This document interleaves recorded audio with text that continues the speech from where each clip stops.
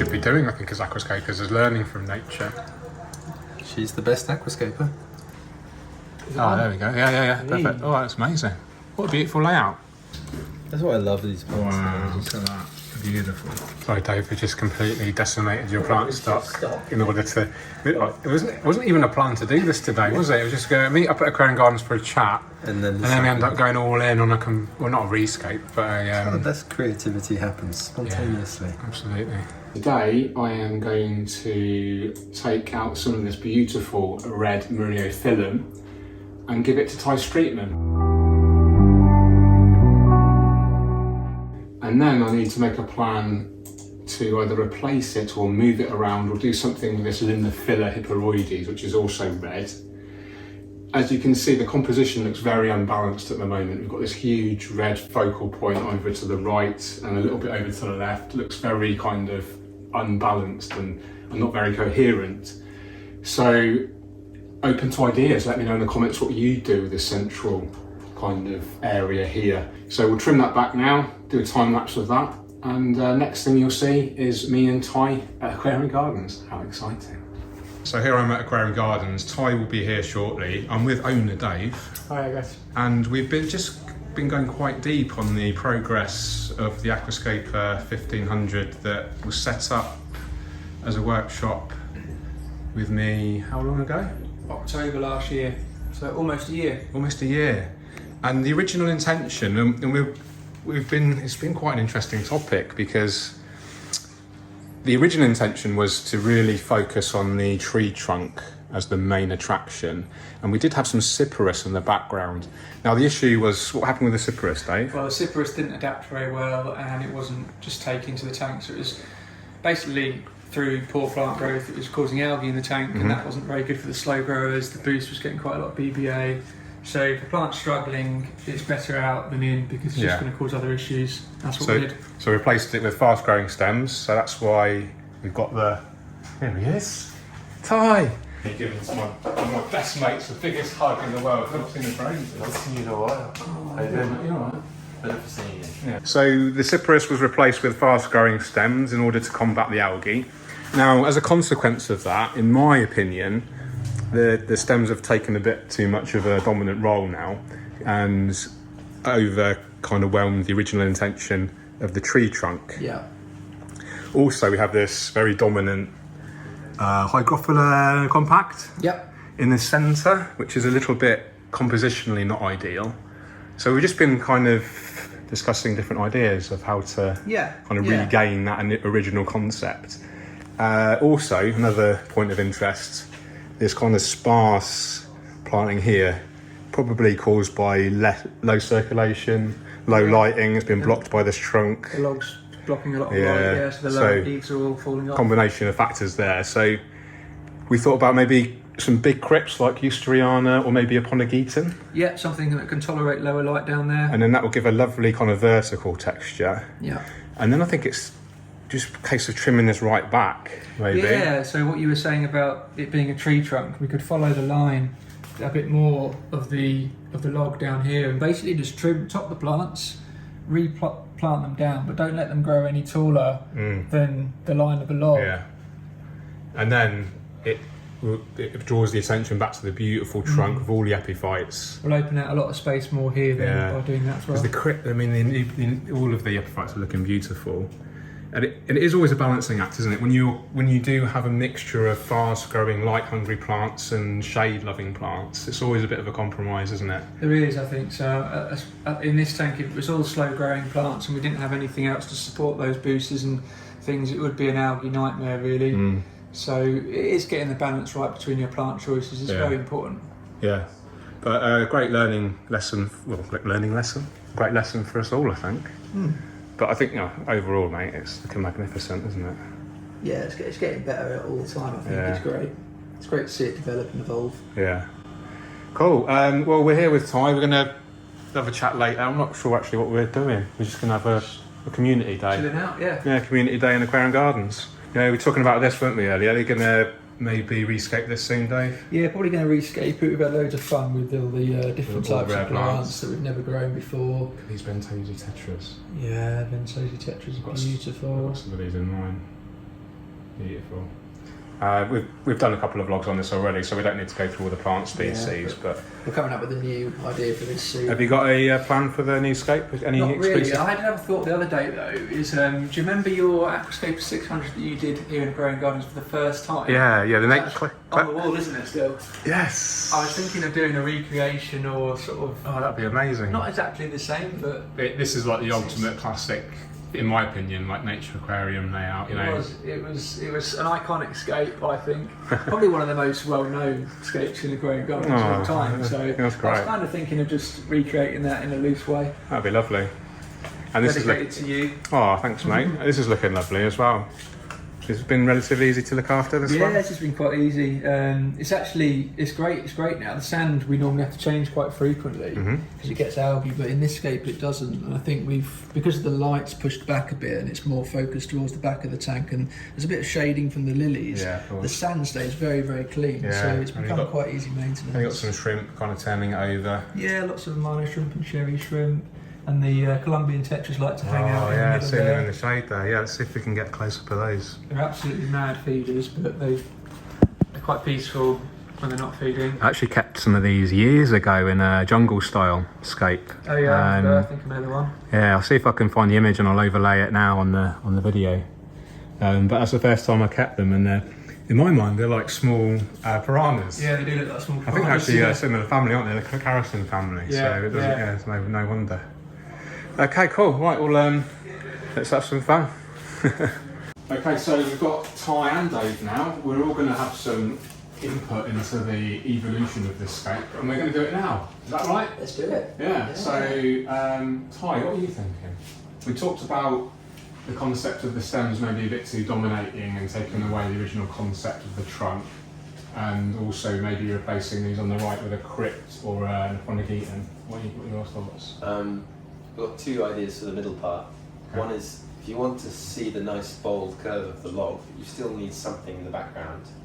You could use lots of the Eleocharis montevidensis, but fairly spaced out. The fish can move through it, Nice. which will be a nice effect. You'll get the light coming through, but the wood has something to contrast against. And that's a plant that would be nice to showcase in a big tank just to show its potential. If you want something slightly more curved, I would use the stargrass Heterantheres austrifolia, because you can prune that really nicely. You do? Well, I was You're trimming it every day. yeah, the downside I was going to suggest is that you will be trimming it every day. I think the Eleocharis will work really nicely because the fish will be able to move through it. They'll be using a lot more of the space in the tank. In terms of that corner, my only fear would be that because it would end up looking quite similar to my display over there with the tall, slender plants. Yeah. My suggestion would be if you move all of the hydrophila into that and then through it planted some of the Cryptocornis steriana. So there's really like bushy thing going on, and then these long slender things poking out. Yeah. And that would change it a little bit. I like the idea, the visual concept, but I'm not sure functionally how that would work, because I mean the reason this is a bit leggy and spaced out is because we're getting a lot of blockage of the light from here and probably less circulation because it's just in the corner of the tank. Because the Eusteriana will eventually be growing from, if you plant it here, it'll come up and the leaves will be lying flat to about here. Yeah, okay. So then that will spoil your vision of this third of the tank. So if you could use something How about a smaller Aquascape? a smaller, the Longiplume that we used in there is nice, all Cryptocorn balensi, because it won't reach quite so There far. is already some blensi in the back anyway, so you could move it to the front. A really dense stand of it Yeah. could be quite nice. So step one, Dave, is removing remove the hydrophila, so we're just going to just yank it out basically. literally pull it out. Yeah. So here the roots. Come right round the back, shall I? Yeah. It's quite handy having some space around the back, Yeah, isn't we've it? got just enough. Let's see if we can pull that out. There we are. Wow. It'll bring up a load. Obviously takes a load of the soil up, but we do a big water change, I guess, at the end. That's it. Get those nice roots. We can see the bottoms are quite threadbare. Yeah. That's the lack of light, but we can cut them down to about here, and then we'll replant them where the Echinodoros is later on. Okay, and we're removing the Echinodoros just because it's kind of drying out and... Yeah, the leaves, I think our dry air doesn't like it at all. Yeah, okay. So So, cool. So we're maintaining some biomass to hopefully prevent any unbalance and Yeah, we can probably take the hydrophilla out long term later on, but Yeah. in the intermediary, it's going to serve a purpose. cool. A photo of me with the really giant one. Yeah. I had to submerge myself in the water, but put both of my feet on the bottom of the river, Wow. grab it with 2 hands at the base, and just try and pull it up.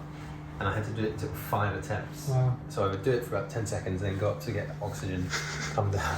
Yeah. He's go down with a shovel and dig it Just out. dig it. All right, so Dave is going to rip up literally this massive Echinodoris. Is it Macrophyllus? No, this is Argentinensis. Oh, okay. Macrophyllus is even bigger, is it? Yes. This makes All right, Dave, you are. Here it comes. Go, go, go. Whoa! crap. Landslide of substrate. Look at the roots. That's why I love these plants. Wow, look at that. Beautiful. So we've removed most of the hygrophila at the back. Dave's kindly siphoned out most of the water manually. What a legend. While me and Ty have been chatting. Hey, I moved a lot of buckets of water. Okay. And then what are we doing now then? A fresh layer of topsoil, basically. Okay, so get some more nutrients there. Yeah, And then we put in the Eleocharis in the back. indeed. Where's that coming from, Dave? That's coming from the 60p over here. Oh, this is a beautiful layout. Let's just have a little chat about this. This is Ty's favourite light in the world, isn't it? Yep. The ADA, what is it? It's the ADA RGB Aquascape. Very nice, very green. I'm just going to put the backlight on for you Oh, there. nice. Is it Oh, on? there we go. Yeah, Neat. perfect. Oh, that's amazing. What a beautiful layout. So this is the Eleocharis montidavensis, and are you gonna take it all out? I think about half of it, I think. And there's some in here as well. Maybe And we there's some can. excess in here we can thin out, yeah. Yeah. And then this is great because this refers back to the original concept of the Cyperus, but actually arguably even more beautiful because of its finer texture. And then Ty, was your idea to actually blend something else with the Eleocharis? Yeah, I was thinking if we blend in the Lagenandra Body, yeah. Nice. we have these really nice round, broad, bold, dark leaves, contrasted with the really fine, bright green stems of the Eleocharis. Lovely. Is that have we got some in the planting bays, Dave? Yeah. Yeah. In the Right, and centre at the top. centre at the top. Hi, Tom. Wave hello to everyone. Hello. Everyone, this is Tom. You might remember Tom for an old vlog. Yeah, it's quite a while ago now. Yeah, about 50,000 views your video's got now. Is it? I think so. Oh, nice. More than Ariane's. Is it? I don't know, I'm joking, but might just have a look, can't we? Yeah, I think actually she's got more views than me. Also, she says, I don't know. Not that you're competitive on it. No, so. no. But this is what we're going to use to blend in with the Eleocharis. So beautiful alternative to crypts actually. And it's actually a rhizome plant, believe it or not, and not a rosette plant. So interesting. Okay, let's go back. Got this hardscape. Escaping dojos. What an amazing shop. So lucky to live so near. So Dave's removed quite a bit of the. Wow. It's it looks like there's still quite a bit in there. So much in there. We should take some more out. I've taken the back layer out, so there's still some left all the way along. So we can Nice. still keep the layer out. Awesome. Ty's just going to siphon away all the dirt. Thanks, Ty.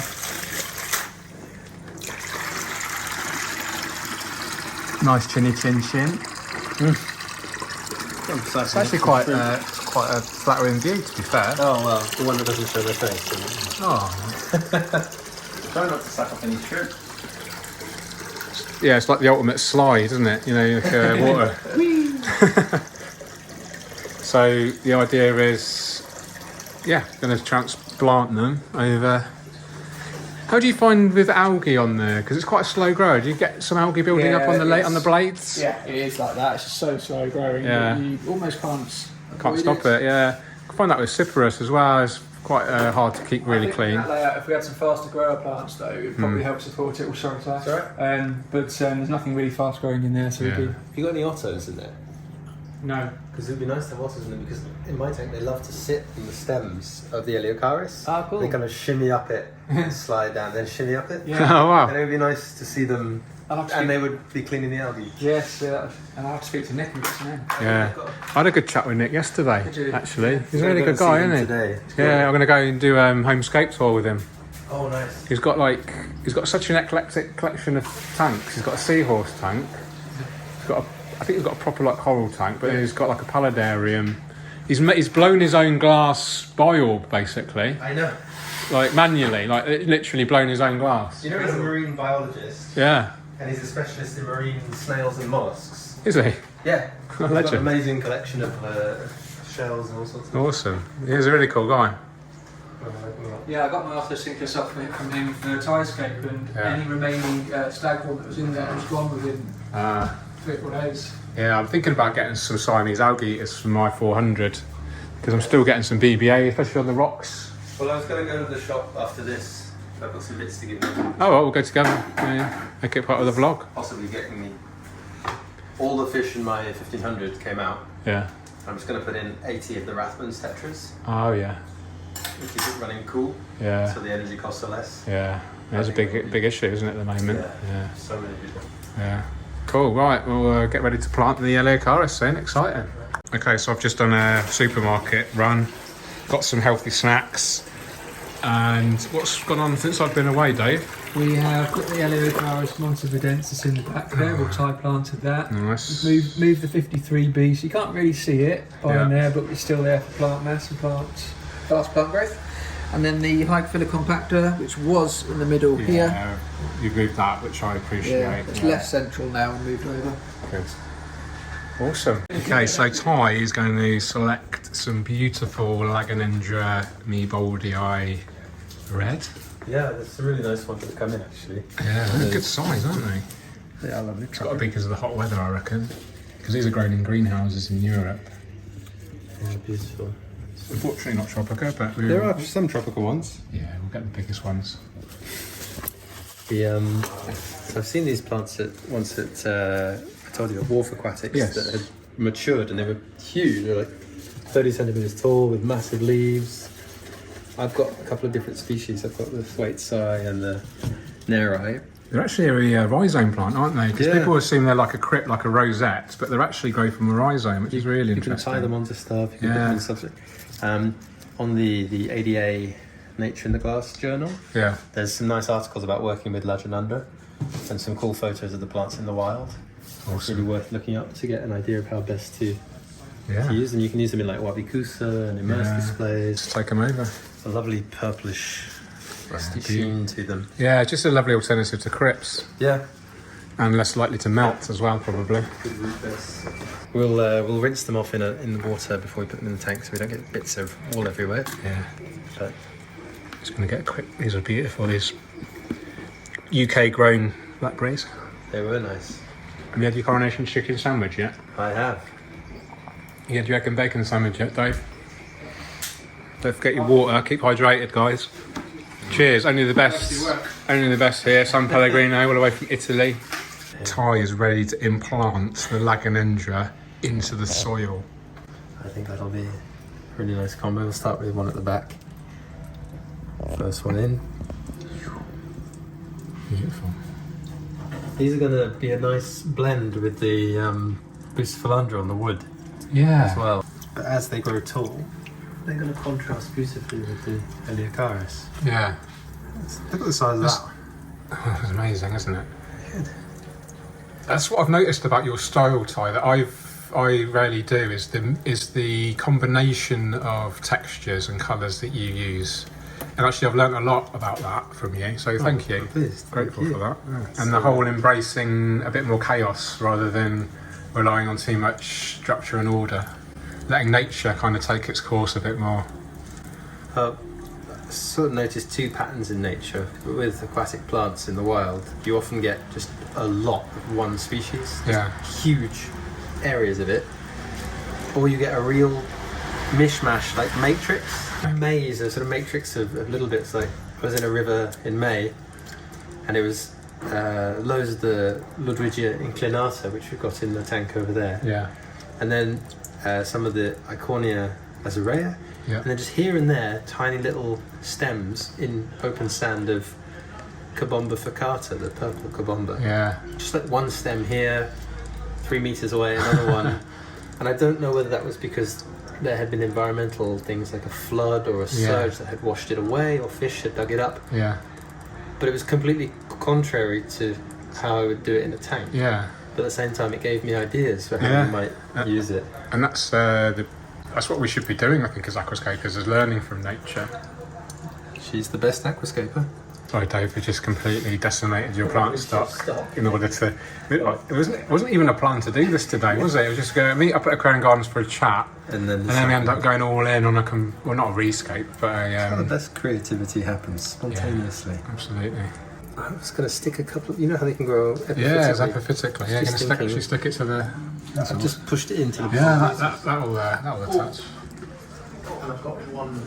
We've got some Tropica 1-2 Grow Marcellea hirsuta, low light tolerant carpeting plants. I'm just going to fill in some of the gaps around here.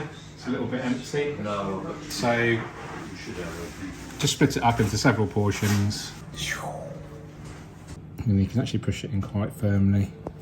So next job, we're going to siphon out a load of this waste organics. I'm going to get a close up of this one. You can see all these detrituses collected up around here.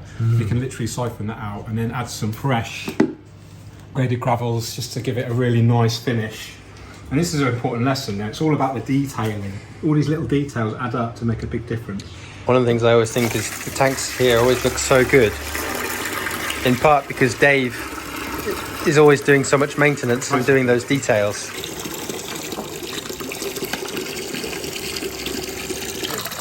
Really full. Top tip, keep an eye on your bucket. So we've got ADA Aqua Gravel. It's not too dirty, so we can sprinkle it in. Hopefully it won't make too much mess. Just get a kind of half a handful. Top tip, if you actually put it as near as you can to where you want to put it. And then just kind of randomly sprinkle it. And you can always titivate afterwards. What was that word? Titivate. It's a lovely word. I love titivating. It's one of my favourite hobbies. So this is a good example here, Ty. You can see the front of this elderly stone here. There's no graded gravel.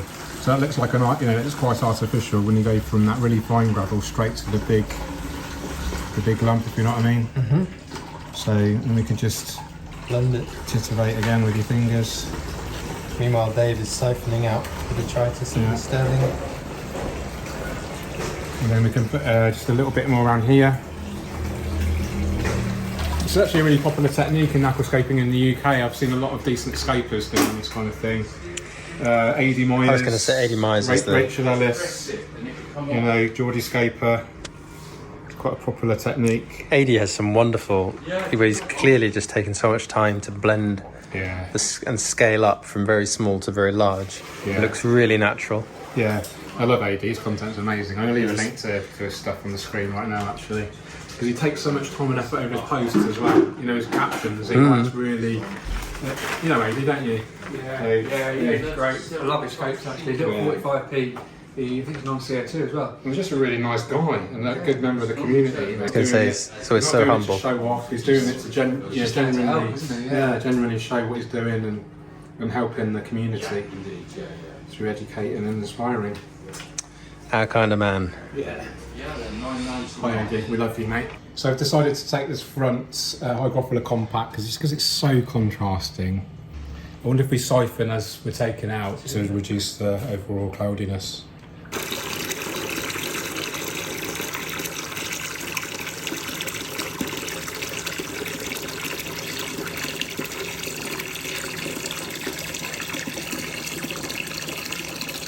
Oh, that's so clean.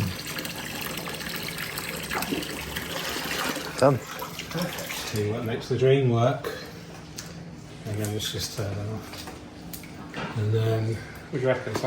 I thought up near the surface, pushed into the bulbous. As an epiphyte again. Yeah. The great thing about having a high energy tank with plenty of CO2, light, nutrients in the water column, we can grow pretty much any plant as an epiphyte. It's effectively what hydroponics is when you're growing plants in greenhouses. So don't be afraid. If you've got such a good system, have an experiment, see what you can do with your plants, put them in different places. So just find a place to wedge it in nicely there. And then I think the colour blends in nicely with the microanthemum. I'm so happy with the overall effect, but do you know the most thing that's made me the most happy is just working with two of my best friends in this beautiful space, and I'm so privileged and grateful to be able to do that. And I feel a bit emotional, so cut. Okay, here we are, the Rescape, well it's not a Rescape, minor Rescape has been completed, and I really like it. It's a big change, low more bright green stuff in the front, or much less in the back. And the overall kind of concept has remained as I was originally intending, of having this tree trunk effect covered with beautiful epiphytes. What do you think, Dave? Yeah, it looks great. It's Do you really think that, or are you just saying that because I'm filming? no, I really think that. I think that the 53B was a plant that I didn't like. What I did like about it was the bright colours and bright greens, which I do like. Yeah. And what I don't like potentially about it is the dark greens, but Yeah. it's different. It's good different. Yeah. It's good. So the pipe filler 53B has been taken out for the back, which Yeah. was put in there for a purpose because we had problems with the cyprit scalphy. Yeah, and we needed to combat the algae. Yeah, and Hyperphila 53B is a popular plant, so it's Yeah. great. Yeah, I made it. I kind of Yeah. got it trending a bit. I even got someone made a t-shirt of it and all sorts. You Yeah. had it in the Flex, right? Yeah. Yeah, and it was just got. Label Flex. I just thought it was funny, the name, you know, like naming it after a product code. It was really interesting. But yeah, thanks for letting me do it, mate. And I just had so much good fun with you and Ty. And it was just good teamwork, wasn't it? Yeah, they got it done within a few hours. We did Pretty quick. Ty did a vlog on his own Scapeline 90 wild style, which make sure you look at Ty's channel for that later. But yeah, thank you. That's good. It looks more. We've got the open space back. Actually, looks bigger, so scale because of the thin plant at the back. Yeah. And we talked about getting a light ground, didn't we? Yes, we just. So that would look amazing. And you just have that pure, you know, illuminated background rather than, you know, you can see the graded of the light. Montevidensis looks great against the white on the back. It always does. I'm just going to go around the back actually to see, so people can actually see. God, look at Aquascape, looks amazing, doesn't it? Let me know in the comments if you want a full video on this at some point. And here we go, you can see the mixture better there of the Lagenandra and the Eleocharis. See, I think we can get this plant more popular, you know. Which one? The Eleocharis. You know, it's not that popular at the moment, Not is used it? that much. It's got more popular. We sell more of it these days. Okay. We're used to a lot more. We're using it over in there. 2 tanks. And Yeah. obviously, And they don't look too thinned out, actually, do they? So this is where we took them from. actually doesn't look much different at all. So no, that's one of the things with aquatic plants. They're quite. Once you've got a mature scape, it's surprising how much plant mass is there, isn't yeah, it? you get stuck in with loads. Yeah. But yeah, grateful to have the opportunity to, number one, scape this to start with, see it grow in after nearly a year, and then have the opportunity to kind of just tailor it back to the original intention. Yeah, you're drawing it back to what you. The vision. original Yeah, idea. yeah, and you guys do all the hard work of maintaining it, so super grateful. And just another little thing that we did with the Marseillea there, just filled in these little gaps here, freshened up the foreground here with some fresh aqua gravel and siphoned out some of the mass. And we removed the Hyperphila compact, didn't we, as well? Yes, yeah, there's a big, there's a huge lump there and a huge lump here, which I found, in my mind, too contrasting. I hadn't, yeah. You know what I mean? So it's an interesting concept because we don't often think in terms of the overall style that you're looking for and and how important contrasts are. Yeah. So a good example of high contrast working very well is here. You've got the bright red going with the bright green either side, and that works brilliantly because you've got this distinct kind of layering. You know, you've got foreground, you've got different layers, haven't you? Yeah. And the red just really adds a beautiful accent. But it's diorama and it's more of like a fantastical layout, whereas this, in my mind, is a more naturalistic layout where the design is based on the tree trunk. That's the main thing. Yeah. And then the idea is to cover the tree trunk with epiphytes. So that's kind of what you would find in nature. So that looks more naturalistic. If you have too much contrasting bright greens around it, it draws your eye away from the original intention. Yeah, I mean, I think as nice and bright as the 53B looked, it kind of dominated and took away from what the Escape was you were meant to see, which was the tree trunk. Yeah. It was just too bold. So, Yeah, but you know, it's different. It's horses for courses, as we say in England, isn't it? You know, his tastes is all subjective, yeah, exactly. and but you know, it was my original kind of creation, and I'm very grateful that you guys are carrying on that theme. Yeah. So yeah. I mean, to be fair, we had to rescue a bit of a rescue mission, so it had to be done. Yeah. But now we've done that. Yeah. And hopefully come back in and hopefully there's enough biomass even with the slower growers to help prevent any potential algae, because what can happen when you do remove a lot of fast growers from, as you know, Dave, a lot of fast growers from a mature system, you can upset that balance. But with the addition of some floaters, maybe the red root floaters, the Philanthus, they're kind of going to congregate around here probably as the Amazon frog bit is doing, the Limnobium laevigatum. That's going to shade around here, and that's okay because we've got some low light tolerant epiphytes. Ty's obsessed about getting Congo tetras in here, isn't he? I wasn't too convinced, but I'm up for giving anything a go these days. So, Ty is the expert with the fish, isn't he? Really? The fish seem quite happy at the moment. I don't think we need to add any. One-liners there. No, they don't normally come out so much, do they? No, they're quite happy. So these are African Caracins, aren't they? Yeah, one-lined African tetra. Yeah, go through next door. I bet you've learned loads about fish from Ty, haven't you? It's literally like a book of knowledge on fish. I've trebled my fish knowledge. Yeah, I'm not even I'm at the tip of the iceberg at the moment still as well. I know. Well, we're plant guys, aren't we? Really? Yeah. I'm a plant guy. Yeah, I'm not. Yeah. We'll leave the fish to Ty. That's he's literally writing a book on it as we speak. So there we go. All right, I say cheerio. This is going to be a long one, but hopefully the viewers will appreciate it. Thanks again to Dave and all the staff here who are helping run this amazing store. Take care, everyone. Cheerio. Cheers, Dave. Thank you. Bye bye. Cheerio.